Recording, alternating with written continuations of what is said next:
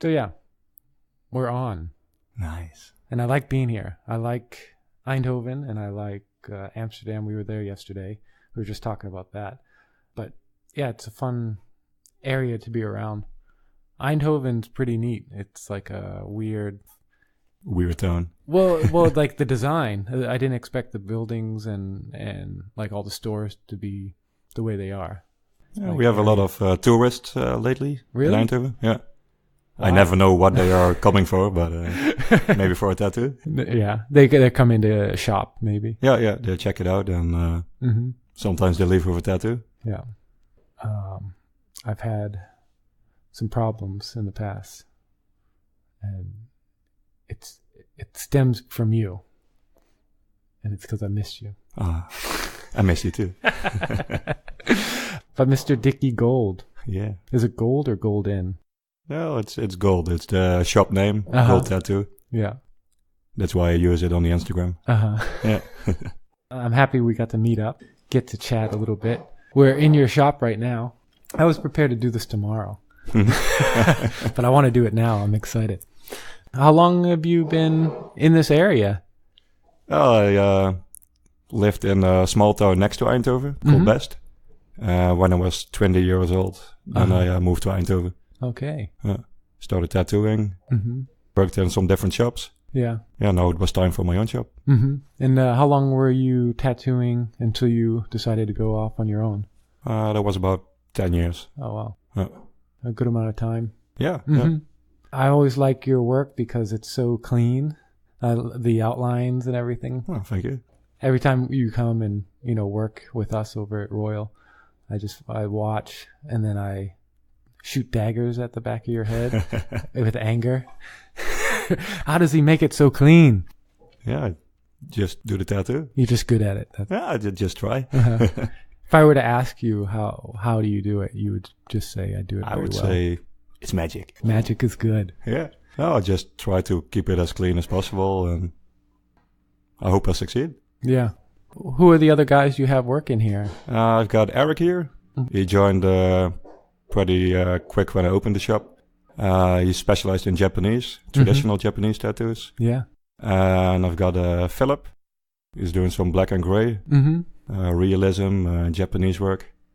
So with the three of us, we've got a good team. Yeah. Very cool. Before you were tattooing, I think I recall like we having conversations about you being in a band and making artwork. Was that before you started tattooing, or was it something you did? It was before I started tattooing. Yeah. Played in a rockabilly band. Yeah. I still do, but not as much as I used to do. Is it the same band as before? Some members are the same, but it's not the same band anymore. Different name. Yeah, different name. Different guitar player, singer. We've got a drummer I used to play with.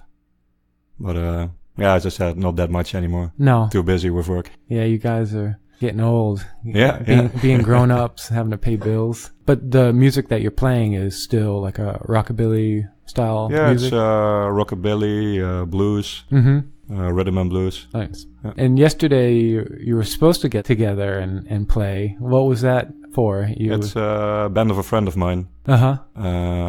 They play some old school punk. And they also want to record some stand-up bass in it. All right. But it didn't happen because they were sick. So that's going to be another time. But yeah, it's cool watching the work that you're doing. And is it something that you would always kind of focused on before doing like the kind of traditional American style tattooing, or is it something? I always like traditional tattoos the best because of the thick outlines. Yep. Keep it clean, big areas, color, black. That's a good tattoo for me. Yeah, simple and bold. Yeah. I hate saying the word simple, but it's more like it looks simple. It looks simple, but it's especially the work that I see you doing. There's nothing simple about it. It's very technical, and in order to get it as clean and solid and even as you do. So, yeah, at first glance, or somebody that's not a tattooer looking at it, they might kind of overlook the the quality in it. But whenever I see it, I'm just like, damn, incredible. Because it's something like the work that I do. It's easy to kind of hide maybe some like flaws or mistakes in it. But, you know, if you kind of fudge the outline on a traditional tattoo, then you can't hide it. Yeah, that's the only thing you see. Like you don't see anything else good about it. But yeah, so it's a remarkable talent, I guess, you have, or patience to do that. Well, I like to do some script tattoos too, some lettering. Sometimes people say, "Oh, it's really easy; it's just a letter." But in those stuff, you can't see everything. Yeah, and you can't fix it up, so it's not as easy as it looks like. Right. Yeah. Now, in your background, had it always consisted of like just tattooing? Like, were you one of those guys that started tattooing and started learning to draw at the same time, or did you have like, were you drawing as a kid, or had something in your mind like, oh, I'm going to be an artist one day? Or well, I was always drawing as a little boy, and in the kindergarten, then I always used to draw skulls and everything, and they thought there was something wrong with me. Well, so at one point, I wasn't allowed to draw skulls anymore. No. But yeah, you keep doing it. After that, I got some friends in a band. They had cool tattoos. So that was the first time I really saw a good tattoo. Right. I got interested and started drawing more like tattoo style. And after a while, I thought, that would be cool to do, like tattoo. So never imagined I could really work in a tattoo shop or something. Right. But it happened. So it took a while, like you were already kind of drawing in that style before you even thought you might be even a tattooer, yeah. I did a school for graphic design. And in there I started doing tattoo drawings. Oh, interesting. Built my own machine. Yeah. With the motor of a Walkman. Really? Yeah, the frame was a toothbrush. And the needle was a cut-off guitar string. Wow. So that's how I did my first tattoo when I was about 18, I think. Yeah. Were you in like some sort of juvenile lockup? No. No. That's impressive. Did you actually tattoo with it? I tattooed with it. Wow. Yeah. I still have my first tattoo with it. You still have it? Yeah, I still have it, yeah. You have it here? I have it here on my leg. No, I mean like the tattoo machine. Oh, the machine? Yeah. I still have it somewhere. Not here, I think. I want to get a picture of it. I can find it. Dickie's for a tat gat. It's all covered in duct tape. Yeah. Yeah. Dusty and duct tape. It's easy to clean it then. Yeah, you just change the layer of duct tape every couple tattoos. No. Just add more duct tape. Add more duct tape. That's awesome. What's like a random typical day here at Gold Tattoo? Most of the time I do one bigger tattoo in daytime. And then in the evening a smaller one, or have some drawing appointments, consultation with clients. Very nice. And then we drink. And then you drink. Yeah. The relationship with the guys you have here, you guys ever fight?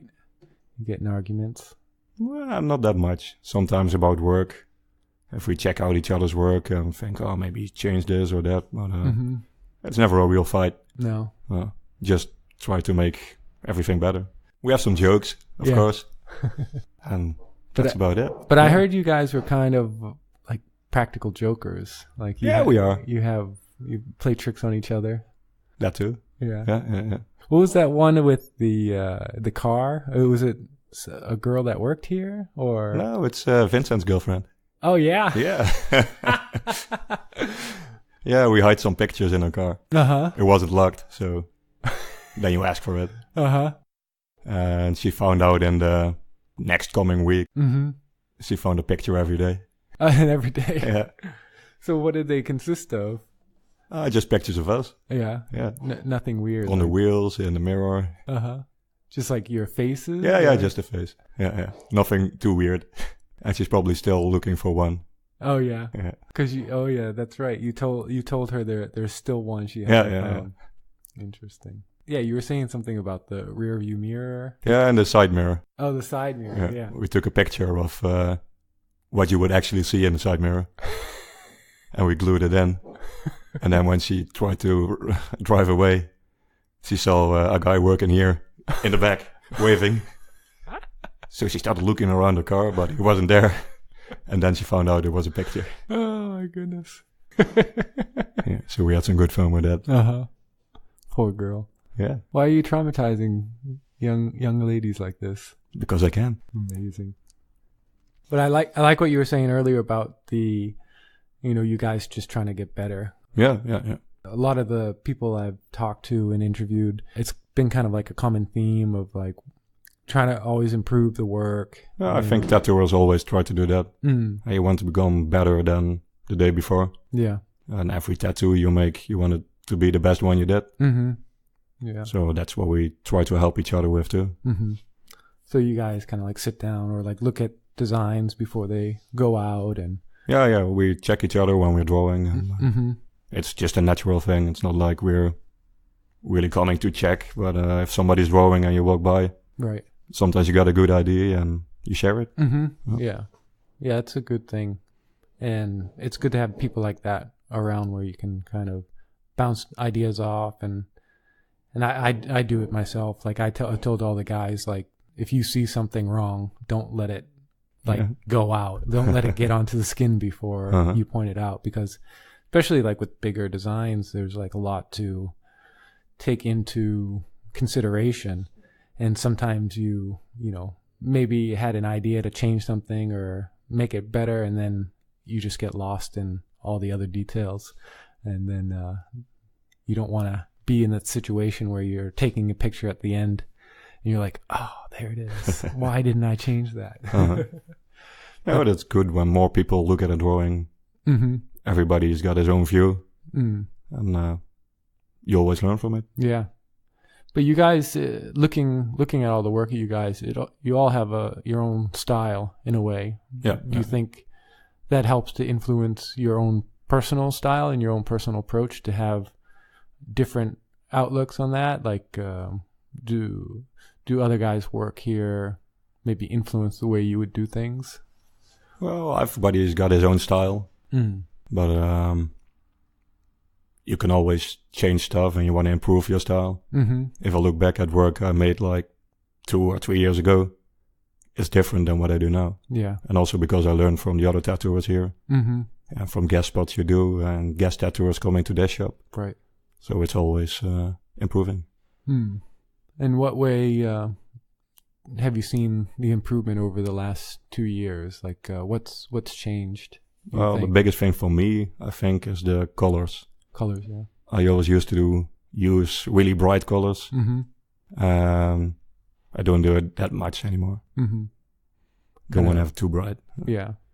Do you more selective where you put the bright colors? Yeah. Yeah, that's good. Yeah, I think remembering some of the work you did at Royal, it was like you had like one singular color that was like the bright standalone, and everything else was a little bit subordinate to the main yeah, color. Most of the time it's the yellow or something. But I like it when it's just like 1 or 2 colors that really pop out. Right. If you do it with all the colors, then it's too crazy. Yeah, it's too loud or something. Yeah. But it's nice. Sometimes people ask for it, and then I can do it. But yeah. Do you prefer doing larger work or more medium size work? Yeah, I like to do medium size. Yeah, just tattoos that's like a one setting things. Right. Yeah. We were having a conversation with someone earlier and talking about that. There's like a certain sort of satisfaction that comes out when you are able to kind of start and finish something. Yeah, you've got fast results. Huh? Yeah.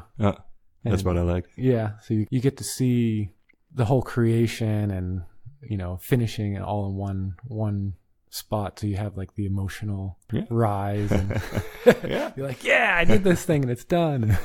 I also like to do bigger pieces, but if I can choose, it's like a palm size or bigger, just a lower arm, like stuff you can finish in 1 or 2 sittings. Right. Yeah, I noticed that whenever I travel, I do a little bit more like the small to medium size stuff. Whenever I go back to Boston, it's usually finishing up larger stuff. But every so often, if I have the time, I'll try to get something a little bit smaller in there. And yeah, I think it's nice to have the variety and not always like working on something large. Yeah, not do the same thing every day. Yeah. But my, I guess, long-term goals would be to do like more of the larger stuff, just because I like the way it looks overall on the body, just having like that huge impact. Yeah. I think they look cool. Yeah. But you get that same thing with like the one shots, if they're... Yeah, if you do enough of them. Yeah, do enough of them, and if they're like placed well on the body, like they become like an actual like sleeve or back piece, just in different spots. Yeah. I wish you were coming to Paris with us. I wish too. Yeah, the last time I think we hung out was in London, and that was a lot of fun. I don't think you remember it though. I do. Yeah, like after a week, everything came back. You're like, oh yeah, I did see Brian there. That was a fun time hanging out. Yeah, for sure. Do you have anything planned in the future for any sort of travel dates? Or? No, nothing planned yet. But would like to come back to Royal. Yeah, you should. So maybe. Tell me more about the shop. Like, what did it take to get this thing up and running? Because it's super interesting. As I'm looking around, I see a lot of cool taxidermy and things under formaldehyde, all these wild animals. I think PETA would be a little upset at you. You have this jackrabbit with a gun to your head right now. Yeah. I got to take a picture of this. Well, a lot of stuff I already had at home. So my girlfriend was pretty happy that it all moved out. Some stuff I got like a present from friends. And other stuff I bought on conventions or in stores. I like animals. Yeah. So I know you have a beautiful... It's not that I don't like them. But otherwise they would be buried. Now they get a second life. Yeah, we get to appreciate them under formaldehyde. But I like the alligator. That thing's rad. The alligator likes you too. Yeah. I got it from a friend of mine. He had it when it was alive. Oh, yeah? Yeah. And when he died, he wanted to keep it. So it was like now it's here. It was like a pet? It was a pet, yeah. Whoa. Where did he keep this thing? Was it here in Holland that he had it? It was here in Holland, yeah. Jeez. Don't know if it was legal, but... He had it in his bathtub. For me, I wanted a shop that feels warm. And a shop that really looks like a shop. Not like all the white doctor shops around. So for me, this is something that I want to work in. Yeah. Yeah. No, it's definitely cozy. Yeah. Yeah, going back to the work that you're doing, how much importance do you put on maybe the technical aspect of the tattoo or, design? Like, how do you gauge like the balance between design, technical execution, and do you have like a certain design formula that you're kind of using or you have in the back of your mind? Well, most of the time I look in books for old tattoo flash. That's my biggest inspiration. And of course a lot of tattooers. But most of the stuff is really like old traditional flash. And I redraw it. Yeah. Nice. Is it anything from like a certain time period or just whatever? Like just anything I get my hands on. Yeah. If I look in books and I see some images that I like, then I always try to make my own version of it. Right. So it just kind of jumps out at you and you're like, oh, that can be used or repurposed. Yeah, sure. Definitely cool. Is there anything you're trying to like push nowadays, like as far as tattoos? Like, are there certain ideas or imagery that you'd like to be doing more of?